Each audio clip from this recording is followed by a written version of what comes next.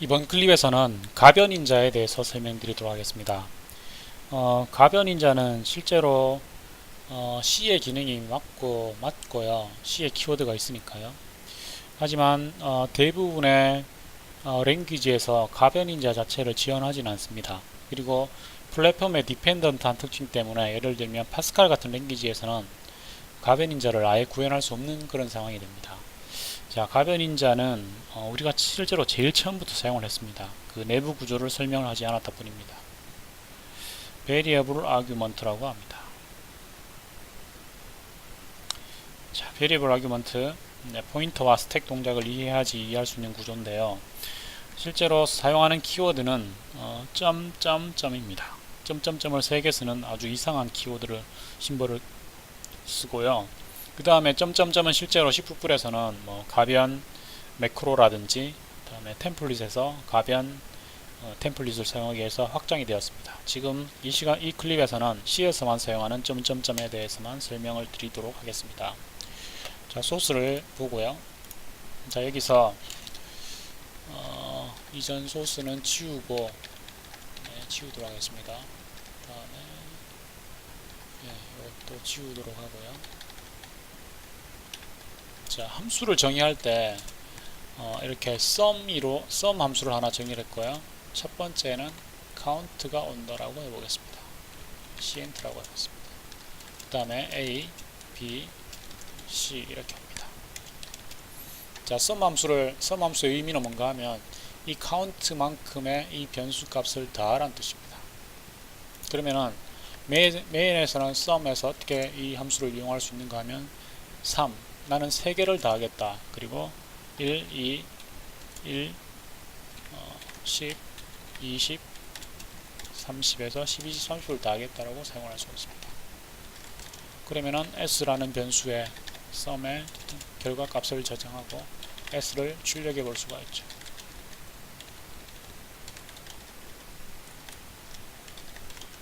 네, s를 출력해 보면 60이 출력이 되겠죠. 실제로 sum은 어떻게 동작해야 되는가 하면 a와 b와 c를 돼야 합니다. 네, 빌드를 한 후에 실행을 해보도록 하겠습니다. 자, 실패했는데요. a, b, c 자, 리턴 값이 인티저가 되네요. 네, 정의를 한 다음에 빌드에서 실행을 해보면 60이 제대로 실행되는 걸 알 수가 있습니다. 자, 근데 이번에는 나는 2개만 더 하고 싶어요. 앞에 1을 안 가지면 10, 20만 더 하고 싶습니다. 그래서 이렇게 호출하려고 합니다. 하지만 이것은 빌드가 되지 않습니다. 인자가 4개여야 되는데 3개밖에 적어주지 않았기 때문에 그렇죠. 자, 그래서 2개만 더 하려고 해도 앞에 2라고 적어주면 10과 20을 더하도록 함수를 만들어줘야 되겠죠. 지금 2는 사용되지 않기 때문에 역시 결과는 60이 출력됩니다. 자, 근데 이렇게 인자의 개수를 가변적으로 전달하는 방법이 없을까요? 우리는 사실 이걸 계속 사용을 했었습니다. printf를 기억하십니까? printf는 첫 번째 인자로 문자를 적어줄 수 있습니다. 그리고 계속해서 값들을 적어줄 수 있었습니다. 이런 식으로요. 네, 이것은 헬로우만 출력을 합니다. 앞에 특별하게 escape 시퀀스가 없기 때문에 그렇죠. 근데 이 값들은 무시가 되었죠. 자, 이걸 실제로 실행을 해보면 헬로우가 출력이 되고 네, 밑에 60이 출력이 됐죠. 자, 도대체 printf는 어떻게 구현되어 있는 걸까요? printf의 구현으로 점프를 해보면 네, printf는 이렇게 점점점을 파라미터로 받는다는 걸 알 수가 있습니다. 이걸 가변인자라고 합니다. 그래서 점점점만 받을 수 있는데 보통 아규먼트의 의미를 파악을 해야 되기 때문에 두 번째 파라미터부터 나는 인자의 개수를 가변적으로 받겠다라고 명시할 수 있습니다. 그것을 점점점으로 합니다. 자, 이것의 의미는 뭔가 하면 첫 번째 파라미터는 인티저를 받고 두 번째 파라미터부터는 가변적으로 받겠다는 뜻이 됩니다. 자, 그러면 여기서 ABC를 쓸 수가 없겠죠? 쓸 수가 없습니다. 그냥 여기서는 0을 리턴해 보도록 하겠습니다. 아직 완성이 되지 않았기 때문에요. 그러면은 sum을 이렇게 호출하는 게 가능합니다. 물론 지금 sum의 리턴 값은 0입니다. 그래서 0이 출력이 되겠죠. 그래서 0이 출력이 되는지 해보도록 하겠습니다. 네, 0이 출력되는 걸 확인해 볼 수 있습니다. 자, 그러면 CNT를 이용을 해서 이면은 이 값들을 차례대로 가져오는 게 가능하지 않을까요? 자, 메모리를 그려보면서 어떻게 이걸 가져올 수 있는지 설명해 보도록 하겠습니다. 자, 메모리를 하나 그렸습니다. 자, 그리고 메인에 들어왔을 때 S가 할당이 되죠. S가 할당이 되고 S의 시작 주소를 5000번지라고 하겠습니다. 자, 그 다음에 S 썸을 호출합니다. 썸을 호출하면은 스택 인자로 2, 10, 20, 30이 파라미터로 푸시가 됩니다. 자, 근데 여기서 주의할 점은 C 방식이라고 하는데요. 실제로 C에서 함수를 호출하면 스택에 푸시되는 순서가 왼쪽에서 오른쪽으로 푸시되는 게 아니라 오른쪽에서 왼쪽으로 푸시됩니다. 자, 그거를 right to left, right에서 left로 푸시가 됩니다. 파스칼이나 스몰토크 같은 랭귀지는 왼쪽에서 오른쪽으로 푸시가 됩니다. 하지만 C는 오른쪽에서 왼쪽으로 푸시되는 방법을 선택을 했고요. 그 다음에 이 푸시하는 코드 자체가 썸을 호출하기 전에 생성이 됩니다. 그것을 콜러가 생성한다라고 하고요. 파스칼 같은 방식은 호출 받는 쪽에서 이 인자를 푸시합니다. 콜리가 푸시한다라고 합니다. 어쨌든 지금은 C 함수이기 때문에 C는 오른쪽에서 왼쪽으로 푸시를 하고 파라미터 누가 푸시하는지는 아주 중요하지 않죠. 그것을 무시하고 오른쪽에서 왼쪽으로 푸시된다는 걸 명심하십시오. 그러면은 30, 20, 12가 푸시가 되고 디폴트 타입이 인티저니까 지금 다른 데이터 타입을 쓸 수도 있는데 모두 인티저를 쓰도록 하겠습니다. 그러면 30, 20, 12가 푸시가 되겠죠. 메모리에 그려보면 변수 이름은 없습니다. 하지만 32 푸시가 되겠죠. 30의 주소는 4996번지가 됩니다. 그 다음 22 푸시가 되겠죠. 4992번지가 됩니다. 12 푸시가 되겠죠. 그 다음에 4988번지가 되고요. 그 다음은 2가 푸시가 되겠죠. 2는 4984번지가 됩니다. 그 다음에 자기가 사용한 변수의 개수 말고 기타 정보가 푸시되지만 지금 이 상황에서는 4개만 사용했기 때문에 상단에 4가 푸시가 됩니다. 4의 시작 주소는 4980번지가 됩니다. 자, 그리고 여기서 여기까지는 썸의 스택 프레임이 됩니다. 자, 여기서 10, 20, 30을 꺼내올 방법은 바로 CNT 변수를 이용하는 겁니다. 여기서 CNT 변수는 우리가 명시적으로 적었습니다. 그 말은 2의 시작 주소는 CNT의 시작 주소라는 뜻이 됩니다. 자, 그럼 어떻게 하면 되겠습니까? CNT의 시작 주소를 얻어낸 다음에 우리가 이 타입이 인티저란 걸 알고 있으면 CNT를 4 증가시켜서 그 다음 정수를 꺼냅니다. 그 다음에 또 4씩 증가시키면서 꺼내면 되죠. 지금 2이기 때문에 2개만 꺼낸다면 10과 20이 되겠죠. 자, 이런 식으로 꺼낼 수 있습니다. 지금 여기서 썸을 3이라고 하겠습니다. 그 다음에 이 값은 2가 아니라 3이 푸시가 되겠죠. 자, 그러면 먼저 CNT의 시작 주소를 얻어냅니다. 자, 썸에서 CNT의 시작 주소를 얻어내 보겠습니다. 지금 대상 타입이 인티저가 될지 뭐가 될지 모르기 때문에 실제로 보이드 포인트로 얻어내야 되는데요. 지금은 설명을 간단하게 하기 위해서 무조건 정수라고 가정을 했습니다. 그래서 인티저 포인트로 얻어내 보겠습니다. 인티저 포인트 AP는 AP를 얻어내고 AP를 CNT의 주소로 초기화를 합니다. 자, 그럼 어떻게 되겠습니까? AP가 스택에 푸시가 되고 AP의 시작 주소가 4980이 되겠죠. 이런 상황입니다. 스택 프레임은 여기까지 커졌습니다. 자, 그렇죠? 그럼 AP는 4900 CNT 시작 주소니까 4984를 가리키겠죠. 4984라는 의미는 CNT 시작 주소라는 뜻입니다. 자, 그 다음에 for 루프를 돌면서 i 값을 0에서 CNT만큼은 루프를 돕니다. 네. 그리고 CNT 값을 3을 꺼내야 됩니다. 자, CNT는 3인데 3을 꺼냈기 때문에 그 다음 가리키는 값은 3에서 1을 더하면 4988이 돼야 되겠죠. 그래서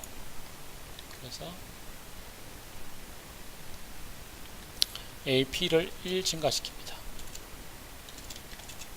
AP는 그 다음 정수를 가리키는 게 되죠. AP를 1 증가시키면 4증, 지금은 인티저 포인트이기 때문에 4984에서 4988이 되겠죠. 그 다음 정수를 가리키는 겁니다. AP를 1 증가시킨 다음에 그거의 내용을 꺼내오는 겁니다. 그걸 K라고 하겠습니다. K라고 해서 AP가 가리키는 내용을 꺼내옵니다. 그리고 K 변수를 선언해줍니다. 그러면 K는 현재 상황에서 AP가 1 증가하기 때문에 10이 되는 거죠. 그러고 나서 현재 AP 값을 AP 값은 이미 증가했으니까요. AP가 가리키는 값을 꺼내옵니다. 그 다음에서 또 AP가 가리키는 값을 꺼내오고 이걸 지금 매크로와 일치시키기 위해서 이렇게 하지 않고요. 이렇게 하도록 하겠습니다. AP를 1 증가시켜서 그거의 값을 K에 대입을 합니다. 그리고 AP를 여기서 1 증가시키는 거죠. 이렇게 하도록 하겠습니다. 자, 이렇게 하면 AP가 처음에는 10을 꺼내오고요. 그 다음은 여기서 1 증가하면 4992가 되겠죠. 20을 꺼내오고 96을 꺼내옵니다. 그것을 CNT만큼 하게 되는 거죠.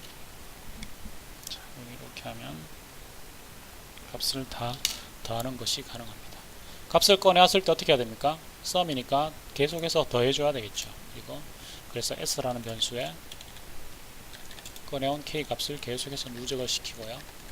S라는 변수를 S 변수는 메모리에 그리진 않겠습니다. 0으로 조회해 놓습니다. 실제로 S 변수도 있고 K 변수도 있으니까 호출했을 때 AP 다음에 S가 푸시되겠죠. S는 모르는 값이었다가 0으로 초기화했으니까 0이 됩니다.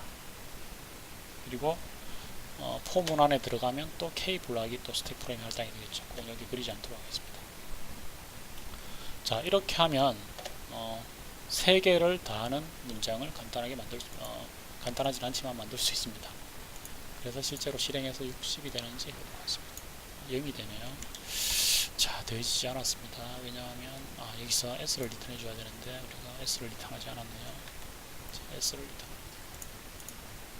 빌드에서 실행을 해보면 33. 자, 봅시다. K AP 1 더하면 AP 내용을 꺼내겠습니다. AP가 가리키는 내용에서 1을 더하면 그 다음 점수가 자, 왜 안되는지 디버그 해보도록 하겠습니다. 자, 브레이크 포인트를 걸고요. F를 눌렀습니다. 스타트 디버깅을 선택합니다. F11을 눌러서 함수 안으로 따라갑니다. 그리고 CNT 값을 찍어보면 3이 되고요. 그 다음에 CNT의 주소값을 찍어보면 3 이렇게 됩니다. 그 다음에 AP와 S를 관찰하도록 하겠습니다. 얘도 관찰하고 자, 들어옵니다. AP 값이 그러면 CNT의 주소값 요 값으로 되겠죠. 여기서 바뀌었습니다. 3을 가리킵니다. 자, K를 AP가 가리키는 것에서 1 더합니다. 그러면은 여기서 4 대지니까 2, 8이 되겠죠. 이 8이 있는 곳의 내용을 가져옵니다. 그러면은 3이니까 얘를 가져오겠죠. 네. 이 문장이 없어야 되네요. 두 번 더 해버렸네요. 이걸 생략을 하고 이렇게 해야 되겠네요. 이를 찾은 것 같습니다. 실제로 실행해보면 60이 됩니다. 60. 자, 지금 트레이스 하다가 말았는데 차례대로 꺼내오는 거죠. 10 꺼내오고 20 꺼내오고 30 꺼내오고 그 값을 계속해서 S에 더하는 거죠. 그리고 AP 값은 꺼내오는 순간 그 다음 1, 그럼 그 다음 정수 값을 가리키겠죠. 그래서 이렇게 동작하는 겁니다. 자, 이거를 타입이나 인티저 혹은 뒤에 꺼내오는 타입이 만약 인티저가 아니면 그 대상만큼을 꺼내야 되는 거죠. 그래서 이런 것들을 미리 매크로로 정의를 해놨습니다. 자, 이런 매크로를 가변인자를 사용하는 매크로를 사용을 하려면은 std arg를 인클루드 해줘야 되고요. 그 다음에 요 선언문 대신에 va list라는 변수를 이렇게 선해줘야 됩니다. 요게 이렇게 해체된 겁니다. 실제로는 인티저 포인터가 아니고 모든 포인터에 대해서 동작이 되기 때문에 void 포인터로 구현되어 있고요. 다음에 첫 번째 초기화할 필요가 있죠. 초기화하는 문장입니다. 이 문장 대신에 va start라고 해줄 수 있습니다. va start 가변인자 값을 적어주고, 다음에 첫 번째 변수 값을 적어주면 이 변수의 그 다음 값을 가리키는 값으로 ap가 초기화가 됩니다. 약간 다르긴 하지만 그 의미가 똑같다고 보면 되고요. 다음에 현재 ap가 가리키는 곳에서 값을 꺼내오는 이 문장, 이 문장 대신에 어떻게 적어줄 수 있는가 하면 k는 va arg, 다음에 ap 꺼내고자 하는 데이터 타입의 크기, 지금 인티저죠. 이렇게 적어줄 수 있습니다. 그러면은 ap가 가리키는 곳에서 인티저만큼을 꺼냅니다. 그것을 k에 대입을 합니다. 네, 그리고 꺼낸 다음에 이 값도 자동으로 증가시킵니다. 제가 매크로가 나눠 있는 줄 알았네요. 실제로 이 값은 이 두 개에 해당하는 매크로가 va arg 매크로입니다. 그리고 여기서는 아무것도 해줄 필요가 없는데 다른 플랫폼과의 호환성 때문에 va and ap를 적어줘야 됩니다. 이렇게 하면 가변인자를 써서 프로그램 한 것이 됩니다. va list, va start, va arg, va end를 적어주는 거죠. 자, 이렇게 해서 빌드 해보도록 하겠습니다. 이상 없이 실행이 되죠. 빌드가 되죠. 실행을 해보면 제대로 60이 되는 걸 알 수가 있습니다. va end는 실제로 코드를 보면 아무것도 하지 않습니다. 여기서 va end를 찾아보면 crt va end로 다시 매크로 치환이 되어 있는데 점프해보면 그냥 아무것도 없습니다. 이건 영어로 초기화하는 게 나죠. 그래서 실제로 이 문장은 없어도 상관이 없습니다. 하지만 AP 값이 밑에서 다시 사용이 된다든지 해야 되기 때문에 VA 스타트와 쌍을 맞춰주기 위해서 VA end는 써주는 것이 관리이기 때문에 여러분들 반드시 써주도록 하고요. 그 다음에 이 코드가 윈도우즈 플랫폼이 아니라 다른 플랫폼에서 실행됐을 때는 스택이 이런 식으로 할당이 안 된다면 뭔가 특별한 조치가 필요하겠죠. 그때 다시 파이널라이즈 해주는 코드가 여기에 들어가야 되는 것입니다. 하지만 지금 윈도우 상황에서는 VA end가 없더라도 아무 문제 없습니다. 하지만 적어주도록 하시고요. 이런 원리로 가변인자가 동작합니다. 자, 그러면 실제로 printf에서는 지금은 무조건 int 타입만 꺼냈지만 실제로 우리가 printf를 적어줄 때는 어떻게 됐습니까? printf에서는 정수를 찍기 위해서는 %i, 그 다음에 실수를 찍기 위해서는 %g, 그 다음에 캐릭터를 찍기 위해서는 %s라고 적어주고 escape 시퀀스로 이렇게 적어줬었죠. 예, 바로 요게 단서입니다. 이것은 정수니까 size of int만큼을 꺼내야 되는구나. 이것은 실수니까 실수 타입에 해당하는 만큼만 VAR을 적용해야 되는구나. 이것은 스트링이니까 캐릭터를 계속해서 꺼내다가 0을 만나면 종료해야 되는구나. 이걸 보고 판단하는 거죠. 지금 우리가 구현한 곳에서는 그 판단을 하지 않기 위해서 전부 다 정수라고 가정을 했습니다. 그래서 VA list, VA start, VA arg, VA end를 이용해서 가변인자 함수를 구현하게 됩니다. 자, 이번 클립은 여기서 마치고 다음 클립에서 이 강좌의 정리를 하도록 하겠습니다.